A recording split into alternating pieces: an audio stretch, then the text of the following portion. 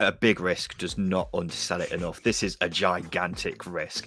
Darren Ferguson, first and foremost, is a good coach, but his championship record leaves a lot to be desired. If the club wants to actually progress to a new level, then it's not going to be with Darren Ferguson in charge. To be able to put it behind us as supporters, I'm speaking as a supporter now, it's a real positive, and the football club, as I say, can move on from it.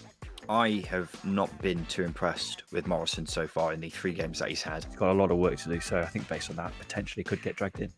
For me, he is the ultimate championship target man, and I cannot hear anything different. Ricky Lambert nearly scored twice as many in one season. Well, good for Ricky Lambert, but for me... How many England caps has he got, mate? We're not talking about England caps. It's a second-tier retro, not England retro.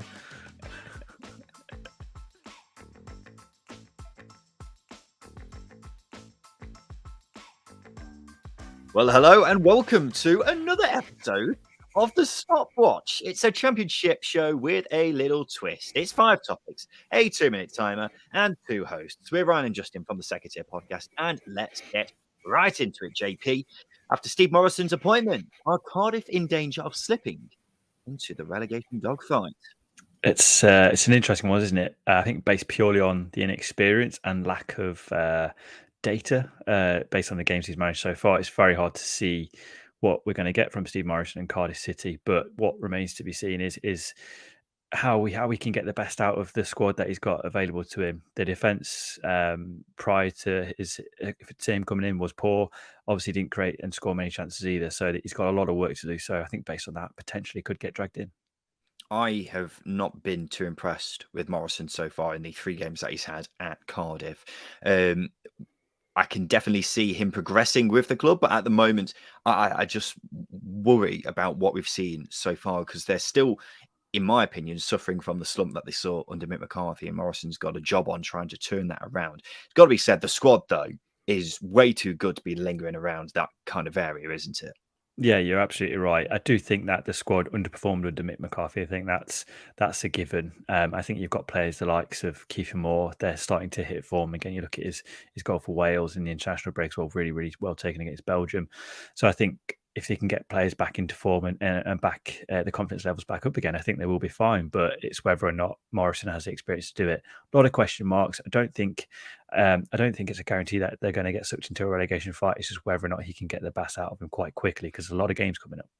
I think Cardiff are very fortunate that they've got one team who are already down, and then there are 3 who are definitely poorer than them in Barnsley, Hull, and Peterborough. But I would not put it out the question that Cardiff are, lingering around that kind of area for quite some time, just because of how poor they have looked under Mick McCarthy, obviously, and how little improvement we've seen under Morison so far. He's got a job on. That goes without saying. I think everyone can accept that he has got a job on.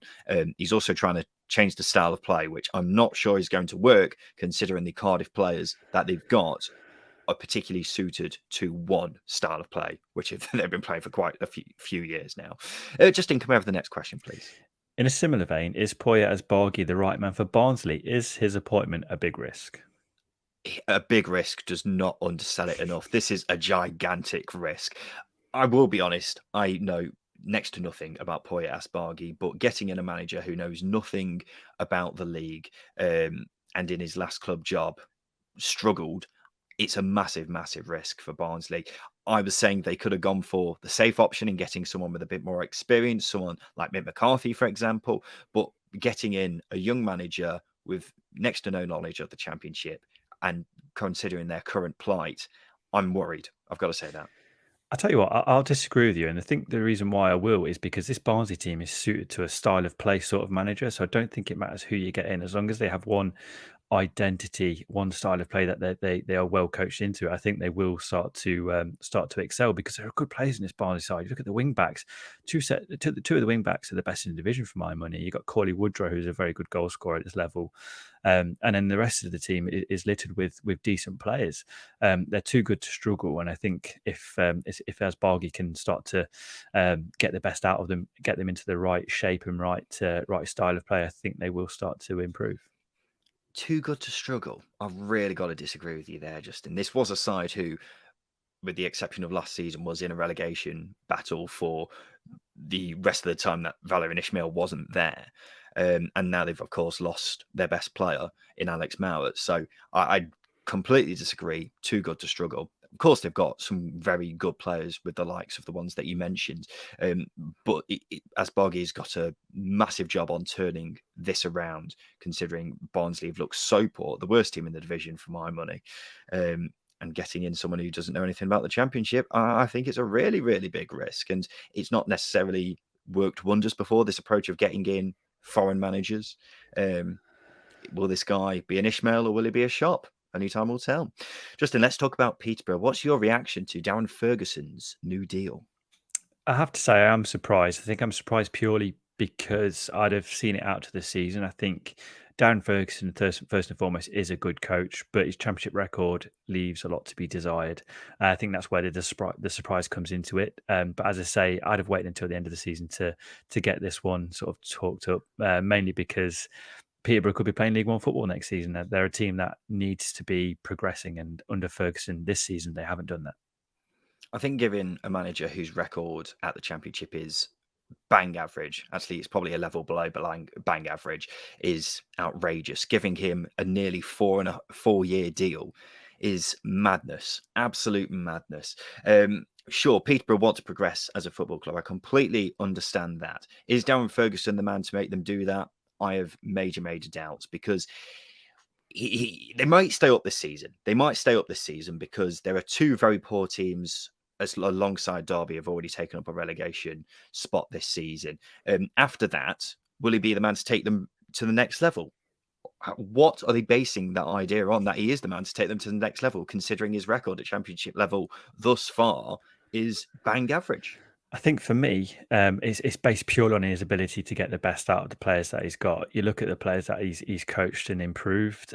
They've received a lot of money from transfer fees from those players, and you look at the likes of Dembele, Jack Taylor, Nathan Thompson, Harrison Burrows. They're all starting to come into their own in this league. They have started slow, but I think we could see an improvement from this Peterborough side based purely on those players. Getting better and getting more consistent. But as you say, his record is poor.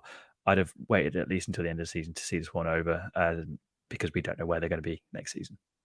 I'd have let him stay on to the end of the season and brought someone else in. I think if the club wants to actually progress to a new level, then it's not going to be with Darren Ferguson in charge. Just the next question, please. With Derby handed a 21-point deduction, has their relegation been all but confirmed? And is this the start of a new dawn for the Rams? Yes, the relegation is all but confirmed now. I was sceptical about whether they stay up anyway, even without a points deduction, but this just confirms it now. It's going to be interesting to see what happens in January, whether there will be a fire sale of all their best talent. But it is definitely a start of a new dawn for the Rams. They need to get a new owner. That goes without saying. They could be ending up with a completely new squad, because I'm really not sure what the Rams are going to look like in the second half of the season, Justin. I think there's around about 8 or 9 players contracted beyond next season, so it is going to be a new look squad, and I think it's what's needed for the football club. Obviously, getting a new owner in is important, but having a fresh start away from the Mel Morris era is the absolute pinnacle. And I think every Derby fan can breathe a sigh of relief that this is now resolved. Obviously, it's a negative news story, but to be able to put it behind us as supporters, I'm speaking as a supporter now, it's a real positive, and the football club, as I say, can move on from it. The interesting thing is the 8 or 9 players that you're mentioning there who are out of contract at the end of the season, who aren't out of contract at the end of the season, I should say, are the ones who are probably going to be the sellable assets. So how's that going to work? What is this squad going to look like next season? I mean, you've only got to look at Wigan, see how they're doing this season. They were torn apart by the Vultures in the summer last year, and are now doing brilliantly in League One. So I think Derby should definitely look towards how they're doing and take some encouragement from the situation that it's not all doom and gloom. Sure, League One is a difficult league to get out of, but it's not completely out of the ordinary for a side to bounce back at the first time of asking. It's going to be tough considering what Derby have gone through, but not out of the question considering they are a big club for League One level as well. Final question, Justin. It's the classic second tier retro, which we've been finishing on in recent weeks. Who is the ultimate Championship target man? I mean, very interested to see who you say. I was incredibly torn on this. I had a long list. I think the one at the top tip was the man, the myth, the physio now, Rob Hulse.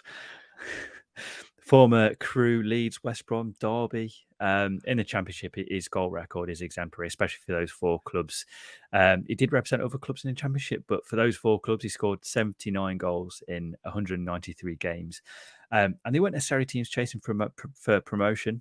Crewe weren't, Derby weren't, Leeds and West Brom were. But for me, it's only him. It has to be him, the best number 9 in the Championship. Without a doubt, it's got to be Rob. It's got to be Ricky Lambert for myself, because the man, it was the brilliant rags to riches story, wasn't it? Someone who was, lingering around in the lower leagues of the Football League for quite some time, and then suddenly everything just clicked, and we saw him become the brilliant striker in the Championship for Southampton, got the most goal contributions ever in a Championship season with 41. That's not been topped. Might be topped by Alexander Mitrovic this season, but at the time of recording has not been topped. And that's just a phenomenal tally, isn't it? Getting that many goals and also that many assists as well. Because I think off the top of my head, he got 27 goals in that season, plus the 14 assists as well. He was just untouchable. But then in the Premier League with Southampton as well, he was absolutely brilliant. Getting that move to Liverpool. Sure, that didn't work out, but also playing for England. For me, he is the ultimate Championship target man, and I cannot hear anything different. I mean, one season in the Championship, he did play for Cardiff in the Championship, but it wasn't the best spell for him. I can't look beyond someone like Rob Hulse, whose goal record, as I say, is exemplary for teams who were fairly average. Hang on. His best goal scoring record was 15 in a season. Doesn't matter. He did 15. He scored 15 goals on a number of occasions in a season, and he would have been Ricky Lambert nearly scored twice as many in one season. Well, good for Ricky Lambert, but for me, a player who does it consistently is it has to be up there. It has to be in the argument. He goes way beyond someone who's only done it for one season. How many England caps has he got, mate? We're not talking about England caps. It's a second-tier retro, not England retro. And that wraps it up for another episode of the Stopwatch, ladies and gentlemen. That's episode 10, Justin. Happy 10th anniversary from us. Let us know your thoughts in the comments below. Drop us a like if you've enjoyed, and please subscribe for more content like this. We've been the Second Tier Podcast. You can find us on Twitter at Second Tier Pod. You can also listen to us on Apple Podcasts and Spotify. I've been Ryan Dilks. You can find me on Twitter at RyanDilks1. That's been Justin Peach. He's Justin Peach 27 on Twitter. And thank you for watching.